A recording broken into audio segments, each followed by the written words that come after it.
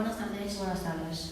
Hola, quería pedir cita para mi hija que, lleva unos días así de la garganta muy mal, con tos y eso, Sí, para ver el doctor si le recomienda un jarabe. de acuerdo. Pues tenemos cita esta semana, el viernes a las 6:30 tenemos libre. Perfecto. Vale, ¿cuál es tu nombre? David Jiménez. Vale, ¿y el de tu hija? Judith Jiménez. Vale, perfecto. Vale. Bueno, pues hasta el Bien, viernes. bien. Vale, muchas Adiós. gracias. Hola.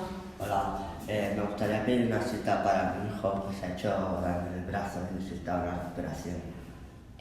Vale, pues me temo que esta semana lo tenemos todo lleno y déjame ver si este mes...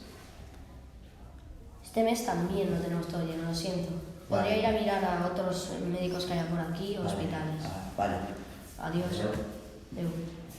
Hola, buenas tardes. Buenas tardes. Quería pedir hora para mi hijo, Vale. que se cayó el otro día jugando fútbol y en principio no era nada, pero que estaba evolucionando la herida.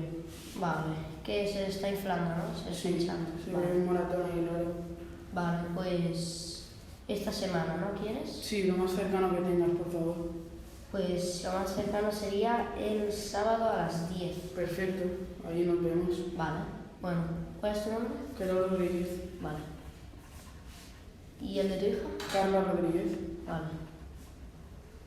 Vale, muchas gracias. Muchísimas gracias a ti. Adiós.